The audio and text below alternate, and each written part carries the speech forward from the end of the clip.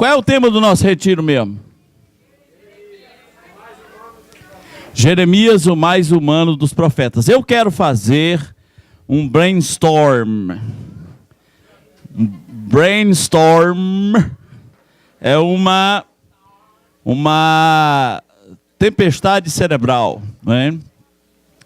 Eu fui pregar num culto em inglês e eu falei que eu ia fazer um brainstorm. Aí o tradutor disse, ele vai fazer uma lavagem cerebral. Eu falei, não! não fala isso. Uma tempestade cerebral é o seguinte, eu quero que você me diga, só levanta a mão assim e fala qualquer coisa que você sabe sobre Jeremias. Só uma coisa, bem rapidinho. Não, ei, cadê sua mão levantada? Ok, aqui. Aí você levanta e eu falo, aqui, você, tá. Grace. Não casou.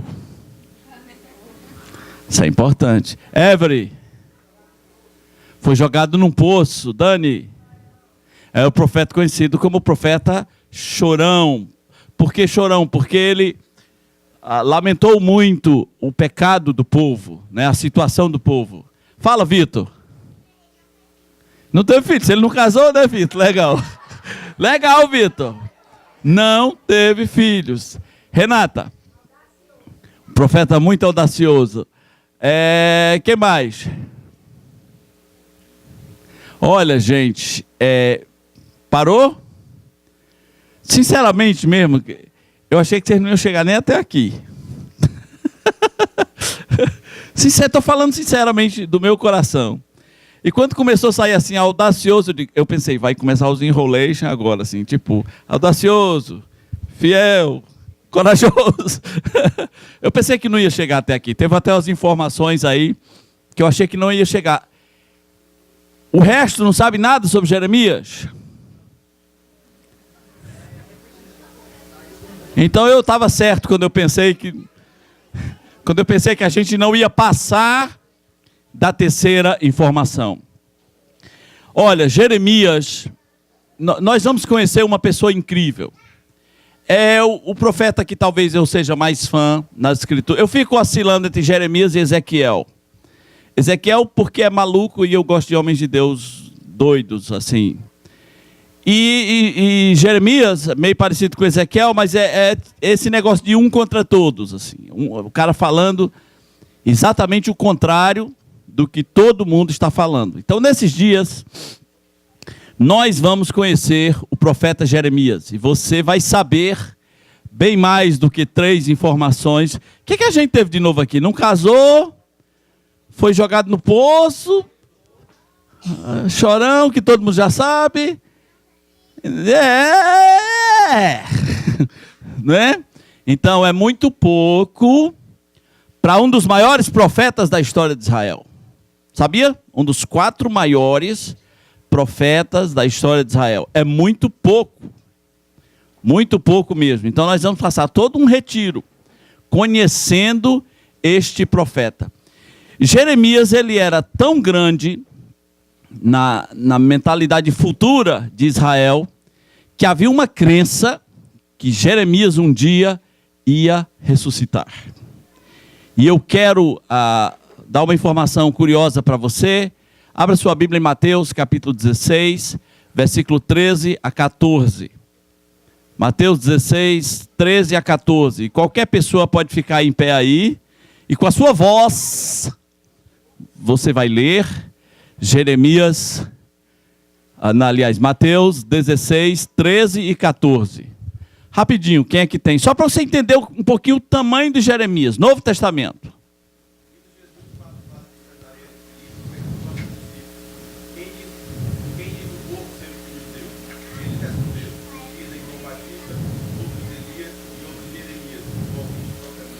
Então, eles disseram que Jesus era quem? Você sabia disso? Que o povo achou Jesus tão incrível, falou, cara, ele é o Jeremias. Será que Jeremias é top? O povo dizia, esse cara parece o Jeremias, né? Jesus Cristo foi comparado a Jeremias, um dos maiores profetas da história de Israel. E nesses dias você vai saber exatamente porque Jeremias é tão considerado assim na história. Tem alguma coisa que torne esse meu esboço aqui mais alto? Isso aqui, talvez.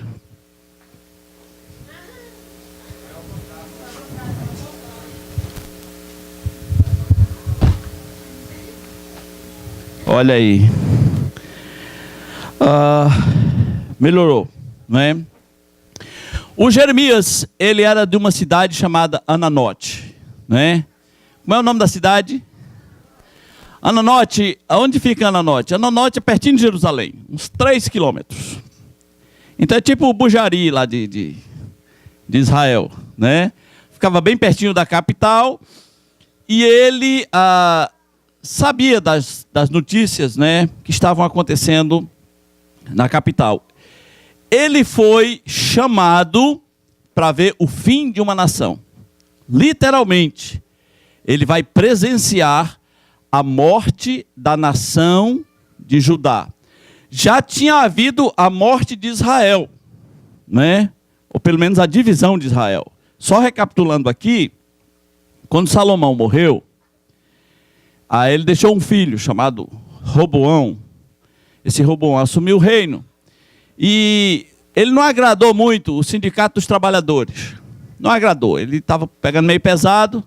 Aí a CUT se reuniu e disse: Roboão, a gente quer negociar. Eles tinham um líder, né? Um líder chamado Jeroboão.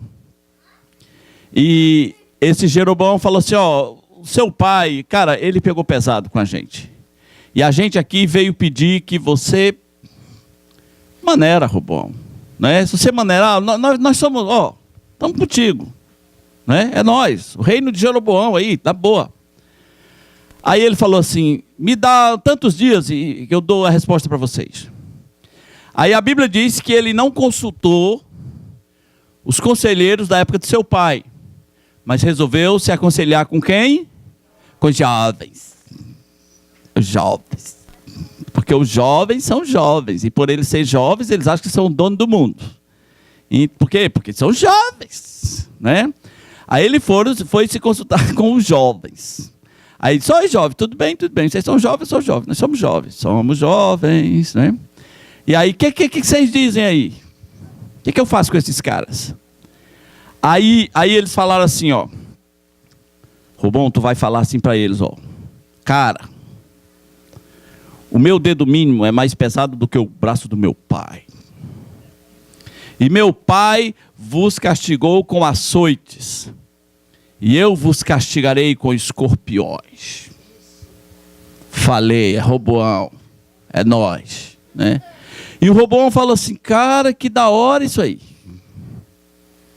Quando foi no outro dia, chegou lá a CUT, liderados por Jeroboão. Aí ele falou assim: vou falar uma coisa para vocês aqui da minha cabeça, né? Porque o jovem sempre acha que ele está falando coisa da cabeça dele. Vou falar uma coisa para vocês da minha cabeça.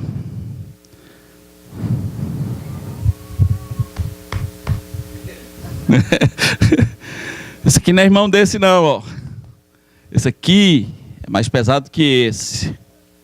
E meu pai vos castigou com açoites, eu vos castigarei com escorpiões, e tenho dito. Aí o Jeroboão falou: como é que é, cara? Então é o seguinte, quem tiver contra Jeroboão, vem comigo. A nação tinha 12 estados. 11 foi com ele. 11 dividiu. E a partir daí, Israel nunca mais foi o mesmo, foi 2 nações. Por isso que você, quando está lendo o Velho Testamento, você não entende que falava assim: quando fulano era rei de Judá, no ano que fulano era rei de Israel, eu falava: que parada é essa? Porque são 2 reinos agora, que ficaram conhecidos como o Reino do Norte e o Reino do Sul. O Reino do Norte vai ser o reino conservador, é a casa de Davi. Ficou com uma tribo só, e eu acho que a outra lá que seguiu, né? Não sei se foi Benjamim. E o Reino do Sul virou idólatra, perverteu-se. A sua capital era Samaria, virou uma bagunça, adorou bezerros de ouro. E no ano 722 a.C., o Reino do Sul, liderado por Jeroboão, caiu na mão dos assírios, perdeu-se, arrebentou-se, perdeu sua autonomia. Então Jeremias sabia disso. Poxa, um dia já levaram 11 tribos. Agora ele vai ser chamado porque essa última que falta, a nação de Judá, não é Israel, é Judá agora, vai ser destruída, vai ser levada cativa pelos babilônios. E Jeremias, aos 18 anos aproximadamente, é chamado. Quem tem 18 aí? Levanta a mão, por favor. 18, aqui. Quando Jeremias tinha a sua idade, minha irmãzinha. Hoje só dá você, né? Quando Jeremias ele tinha a sua idade. Deus o chamou para participar de um projeto que eu vou mostrar amanhã o tamanho do projeto. E ele vai presenciar a morte de uma nação. Então ele é o cara do interior, o jovenzinho do interior. Como é o nome da cidade? Ananote, né? Pertinho de onde? Jerusalém. Hoje à noite é mais para a gente tentar entender o contexto de tudo que estava acontecendo. E eu vou contar muitas histórias do Velho Testamento para você entender, senão você não entende. Você tem que estar situado. Bom, existe o reino de Judá, que é a casa de Davi. Deus tem uma aliança com eles. É o que restou, é o que tem para agora. Deus não vai destruí-los por amor a Davi, etc. Blá, blá, blá. Esse reino também se perverteu. E na época de Jeremias, ele está tão pervertido que havia um rei chamado Josias. Tem uma aguinha? Alguém pode me arranjar uma aguinha, por favor? Havia um rei chamado Josias. Eu gosto de Josias. Josias foi colocado no trono com 8 anos. 8 anos, rei. Quando Josias tinha mais ou menos 21 anos, e Jeremias 18, quando Josias tinha 21 anos, ele mandou fazer uma reforma no templo. E o pessoal fazendo a reforma, de repente acharam um livro, o livro da lei. O desvio estava tão grande que o pessoal não sabia nem o que era o livro da lei. Imagina, o povo de Deus não sabe o que é o livro de Deus. O povo de Deus não sabe o que é o livro de Deus. E lá em 2 Reis 22 diz que esses caras chegaram para o rei e falaram assim: a gente achou um livro. Eles são os sacerdotes. Eles são os mestres da lei e eles não sabem nem o que é o livro. Achamos o livro da lei, que era provavelmente Deuteronômio, e Josias pediu que lesse o livro. E leram para ele o livro da lei. E quando terminou, ele rasgou as suas vestes de tanta vergonha. E mandou consultar uma profetisa chamada Hulda. Ela é incrível, essa mulher, porque ela interpretou a lei que o povo não conhecia. E ela mandou dizer para o rei todo o significado daquelas palavras. Aí o rei Josias falou assim: cara, nós estamos completamente desviados. Você já chegou a esse nível na sua vida para pensar assim: a gente está desviado, não é? Hoje alguém me falou: ah, o fulano está quase desviado. Falei: quando alguém disser que você está quase desviado, não está quase não, você está, né? Você não está quase desviado, você está. Então Josias falou assim: a gente está desviadão. Desviadão é uma cacofonia horrível, né? Desviadão é...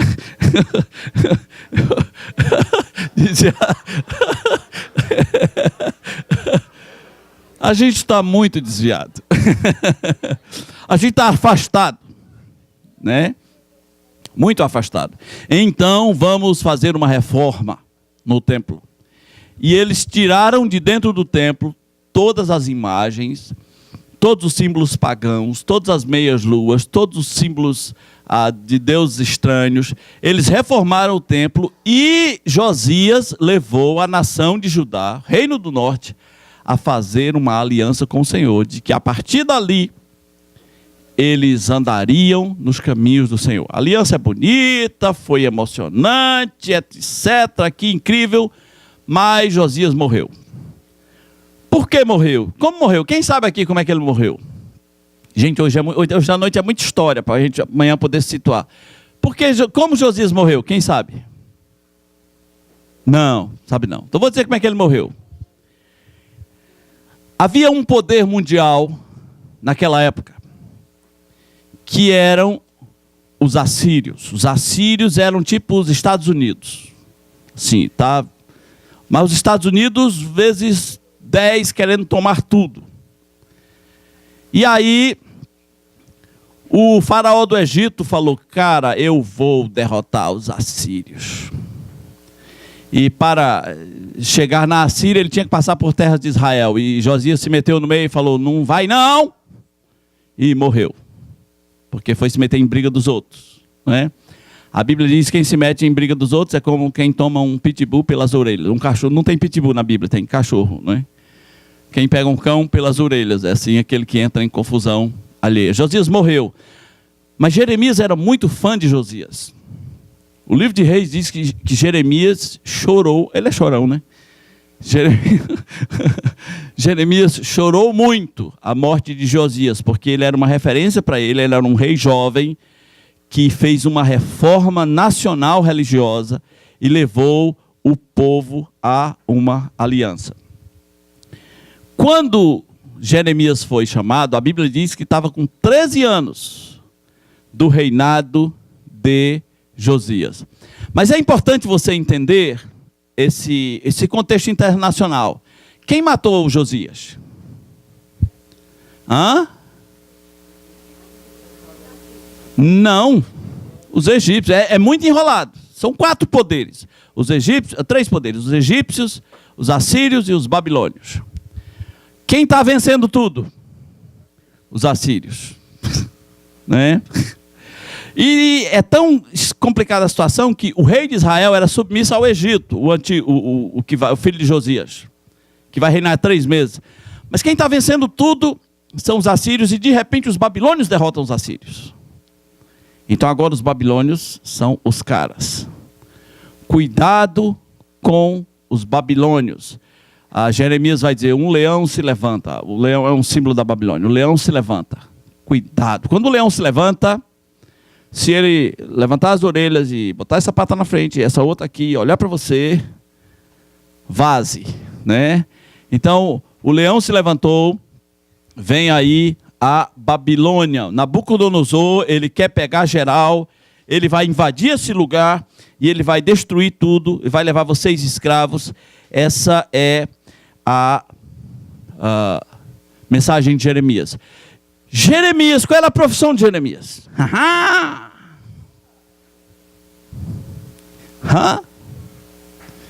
Ele era um levita. Alguém treinado para ser um sacerdote. E ele está morando em Ananote. Por que um levita está morando em Ananote? Porque na época do rei, acho que Salomão, é muita história hoje. Um sacerdote foi expulso, uma galera de sacerdotes, acho que o sacerdote Abiatar foi expulso e eles foram para Ananote. E cresceu toda essa família de sacerdotes em Ananote. Então ele é alguém que conhece a Escritura, que é preparado no sacerdócio, ele é um levita.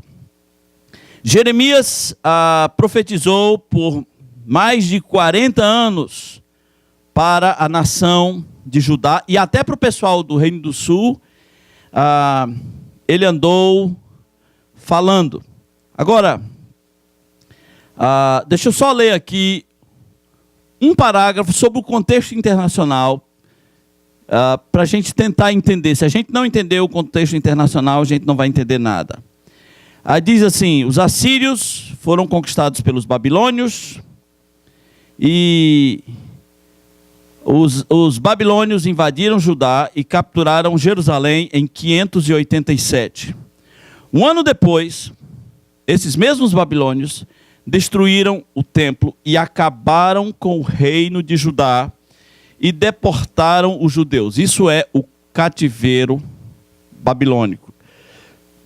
Muitos judeus, entre eles Jeremias, fugiram para o Egito. E Jeremias provavelmente morreu no Egito. Alguns dizem apedrejado, outros dizem crucificado, outros dizem que ele foi atravessado a espada. Ok, hoje à noite nós vamos conhecer o chamado de Jeremias, que é uma das coisas mais chocantes de sua vida. Então, abra a Bíblia para Jeremias, capítulo 1. Diz assim: palavra de Jeremias, filho de Ilquias, um dos sacerdotes que estavam aonde? Ananote, na terra de Benjamim. A ele veio a palavra do Senhor nos dias de quem? Josias, filho de Amon e rei de Judá, no 13º ano do seu reinado. E também nos dias de Joaquim, filho de Josias, rei de Judá, até o fim do ano 10º de Zedequias. Aqui já vai 3 reis. 3 reis. Filho de Josias, rei de Judá. E ainda até o 5º ano do exílio de Jerusalém. Então, mesmo depois que Jerusalém foi levada para o cativeiro, ele ainda continuou profetizando 5 anos depois. A mim me veio a palavra do Senhor, dizendo: antes que eu te formasse no ventre materno, eu te conheci, e antes que saísses da madre, te consagrei, e te constituí profeta às nações. Então lhe disse eu: Senhor Deus, eis que não sei falar, porque não passo de uma criança.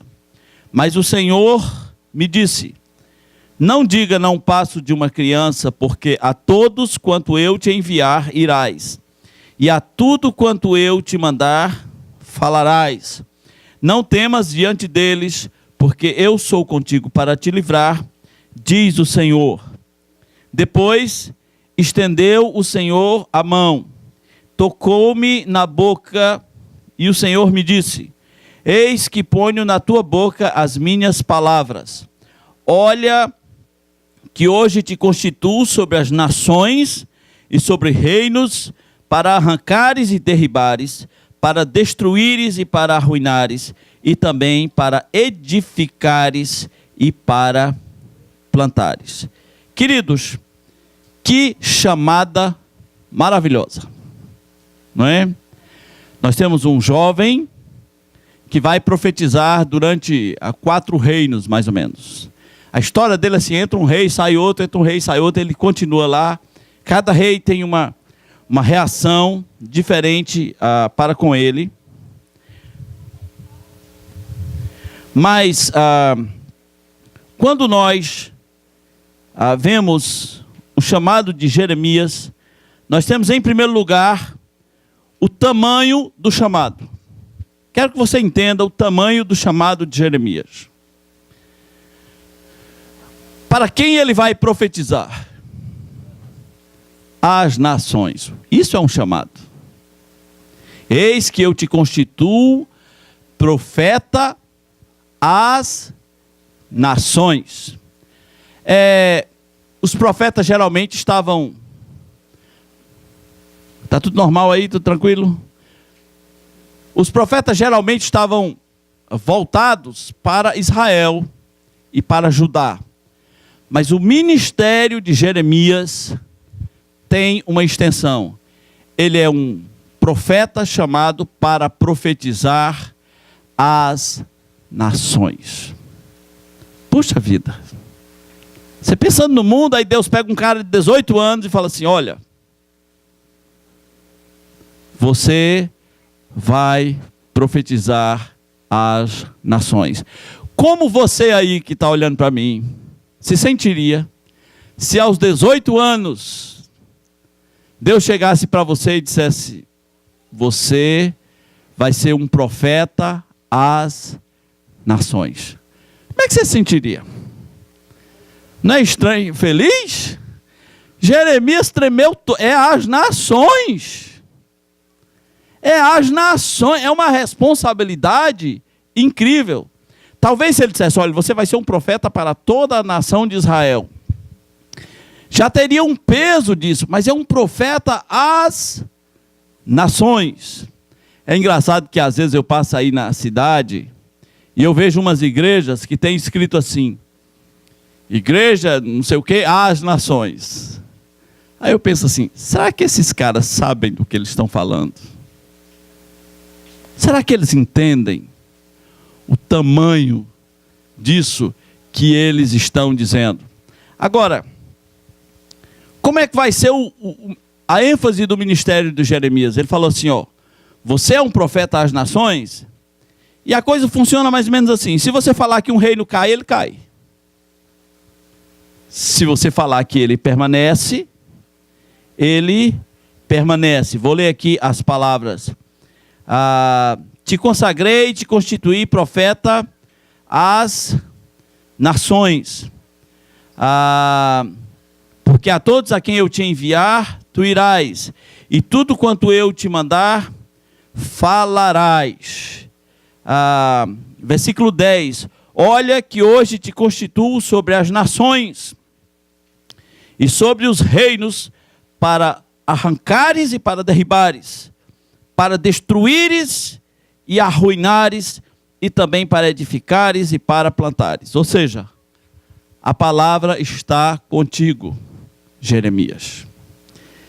Qual é a reação de Jeremias? Eu sou muito jovem, Senhor, não sei falar. Não passo de uma criança. Tem uma linha na Bíblia que é mais ou menos assim. Quando Deus chama uma pessoa, isso aí é curioso, mas geralmente essa pessoa não quer ir. Não é? É ou não é curioso isso? Quando Deus chama uma pessoa, geralmente esta pessoa não quer ir. Vamos pensar, por exemplo, em Moisés. Deus disse, olha Moisés, você vai ao Egito e você vai libertar o meu povo. E o Moisés fala, eles vão querer saber o teu nome. O que é que eu digo? Olha que argumento mais tosco, não é? Diga que eu sou o que sou. Eles vão querer ver alguma demonstração de poder. Transforma aí essa vara em serpente, não é? E Moisés vai dando todas as desculpas possíveis, e uma hora Moisés fala assim, mande outro. A lógica de Deus é diferente da nossa.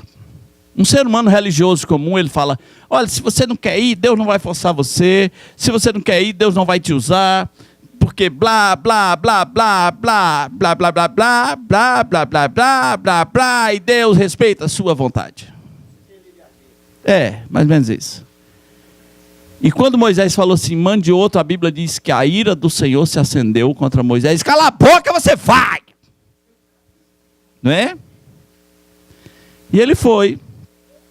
E depois ele fica felizinho, Tem essa linha às vezes. Nem sempre, quando Deus chama uma pessoa, essa pessoa está do tipo, está como Isaías, eis-me aqui, envia-me a mim. Nem sempre é assim. Quando Deus abordou Paulo na estrada de Damasco, disse, você vai saber o quanto importa sofrer pelo meu nome. Então agora o Jeremias quer a missão, sim ou não? Não. Ele é normal. Ele é como eu e você.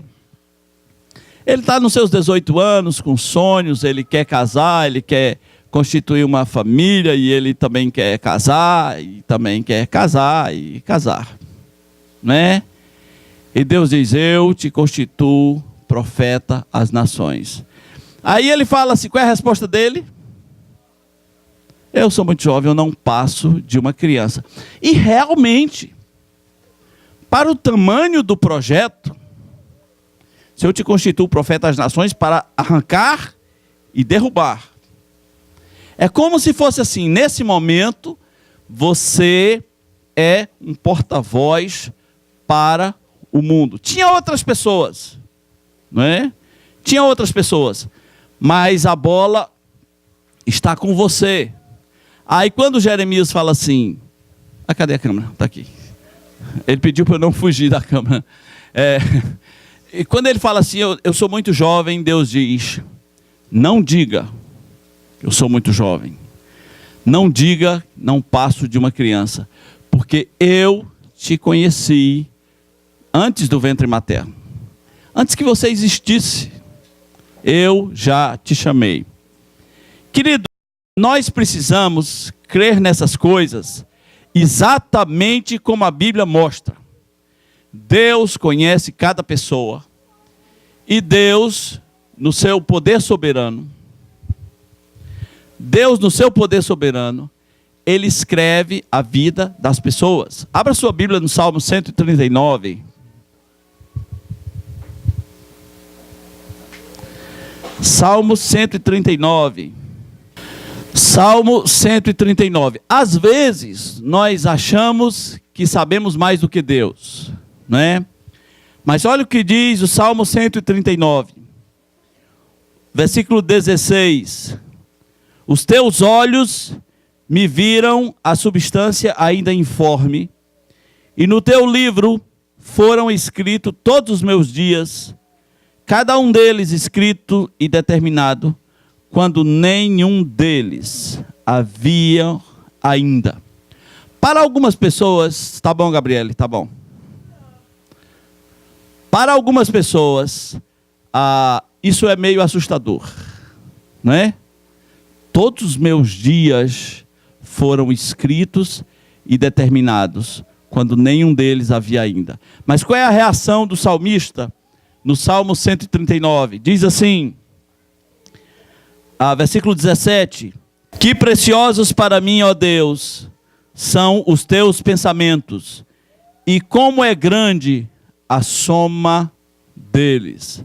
Então, enquanto a maioria de nós fica assustado pelo fato de Deus conhecer cada um dos nossos dias, o salmista diz assim: mas isso é precioso demais. Como é grande.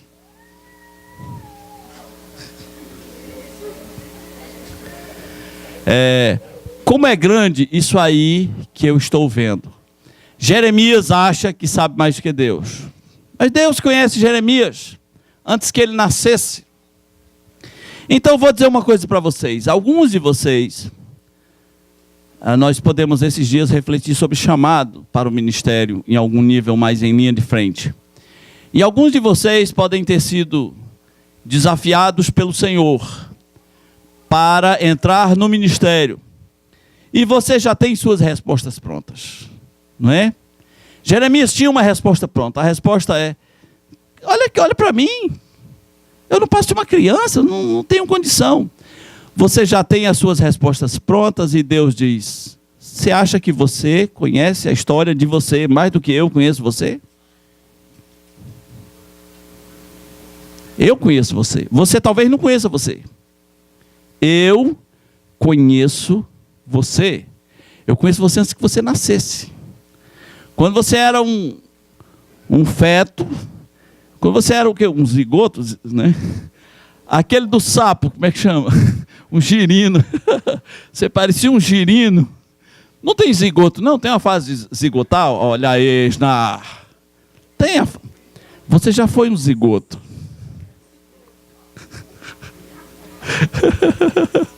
Então, quando você nem era zigoto, quando você nem era zigoto, eu já conhecia você. Então não diga que você é uma criança. Eu conheço você. Então muitas pessoas são chamadas ao ministério e elas têm resistência, porque elas pensam assim: minha família não vai aceitar. Não é? De onde virá o meu sustento? Você vai ver esses dias quem cuida de Jeremias. Você vai achar incrível.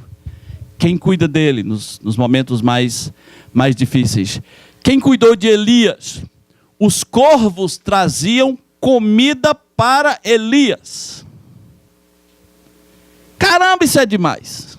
Não é não? Só falta agora dizer que os corvos vinham falando em língua, né? Como é que corvo faz? Como é? Né? Qualquer coisa, sei lá o que era, né? Os corvos traziam comida para Elias. Marmitex trazido pelos... Que comida era? Não sei. Marmitex dos corvos, né? Via aérea. Aí um dia teve umas secas tão grandes, dessa de mãe querer matar os filhos para comer assado mesmo. E Elias chegou numa casa de uma viúva e falou assim: você me dá um pão? Ela falou, eu só tenho um. E eu vou comer. Eu e meu filho vamos comer e vamos morrer. Ele falou, não, você vai primeiro dar para mim.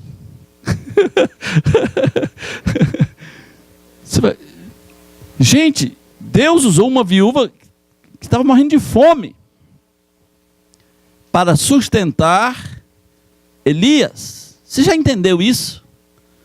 Né? Não me tenha por mal do que eu vou falar, mas uma vez eu conversando com um pastor, fala, o pastor, tem uns obreiros aí que eles querem comer o último pão da viúva. E alguns falaram assim, pastor, tem alguns que são tão cruel que se vacilar eles comem a viúva, né? Tem, tá cheio. O cara lê a passagem do Elias, falou, ó, viúva, dá tudo para mim, né? Dá o teu pão para mim. Então, Deus usa uma viúva morrendo de fome para sustentar Elias. Esse Deus é esquisito demais, ou não é? E o que aconteceu com a viúva? Foi abençoadíssima, né? Sua casa se encheu de azeite. Então, às vezes você tem um questionamento assim, mas de onde virá o meu sustento? Eu sei lá. Eu não sei. Eu não faço a menor ideia. Só sei que se Deus chegar para você e falar assim, Deus chegar para você e falar, nós estamos juntos, que significa nós estamos juntos. Se Deus disser, nós estamos juntos, não há para que temer. Significa, nós estamos juntos e pronto. Eu cuido de você, eu sustento você. Isso não significa que a jornada vai ser fácil. Alguns momentos, Jeremias vai chorar tanto que ele fala assim, o Senhor me enganou. Vocês vão ver Jeremias dizendo isso. O Senhor me enganou. Eu soubesse que eu não tinha entrado nisso. O Senhor me enganou. Porque ele achava que todo mundo ia receber a palavra. Como ele é um profeta às nações, ele achava que todo mundo ia aceitar de uma boa. Quiseram matar Jeremias logo de começo. Quando ele deu a primeira pregação, tu merece morrer. O que tu está merecendo mesmo é morrer. Aí Jeremias despenca em lágrimas, né? Jeremias tem tantas lamentações que ele tem um livro chamado Lamentações. Só para lamentar, né? Só para lamentar a situação do povo. Agora, depois de Deus convencer Jeremias de que é ele que está no comando, vai acontecer, eu não sei se eu vou chamar isso de unção profética, vai acontecer uma das cenas mais bonitas de consagração de toda a Bíblia. Talvez não haja mais bonita do que essa. Volte lá para Jeremias capítulo 1. Deus diz, eu protejo você, eu cuido de você, estarei contigo para o livrar. E alguém leia, por favor, capítulo 1, versículo 9. Ok, leia aqui no microfone, por favor, que estão pedindo aí. Pastor, Depois estendeu o Senhor a mão, tocou-me na boca, e o Senhor me disse, eis que ponho na tua boca as minhas palavras. Você já viu uma unção mais bonita do que essa? Deus estende a mão, toca na boca de Jeremias e diz assim, hoje eu coloco na tua boca as minhas palavras. Poxa vida. É por isso que ele é o Jeremias, né? É por isso que quando o pessoal viu Jesus pregando, falou, é o Jeremias? Ressuscitou? Né? Porque ele tem algo que ninguém tem. Deus vai estender a mão e tocar na boca dele e dizer, eu estou colocando agora as minhas palavras na tua boca. A partir daí, meus irmãos, ele é um profeta às nações. Simples assim. Ele vai ser um profeta de fama internacional tão grande que quando Nabucodonosor invadiu Jerusalém, o cara mais poderoso do mundo mandou dizer assim, diga para o Jeremias que se ele quiser um emprego eu dou. Nesse nível. Diga para o Jeremias, se ele quiser um carro comissionado no reino, aqui na Babilônia, uma secretaria, fala para ele lá. Protege ele lá, cuida bem deste cara. Ele é um profeta de renome internacional. Então, vai ter muito sofrimento. Foi jogado no poço, foi uma das primeiras coisas que disseram. Sim, no poço. O que tem no poço? Lama. Jogaram Jeremias no poço para que ele ficasse lá até morrer. O que aconteceu? Leia o livro. Mas nós vamos dizer esses dias. Então, hoje à noite é uma pequena introdução. Eu não quero encher vocês com informações contextuais, apesar de que todos os dias nós vamos tentar rever o contexto do tempo de Jeremias. Mas vai ser uma jornada incrível, de um profeta sensacional, com uma palavra não popular. Em alguns momentos, nós vamos ver coisas de Jeremias que você vai pensar assim, poxa, estamos nos dias de hoje, é isso aqui que está acontecendo. Parece que nada mudou, que semelhança incrível.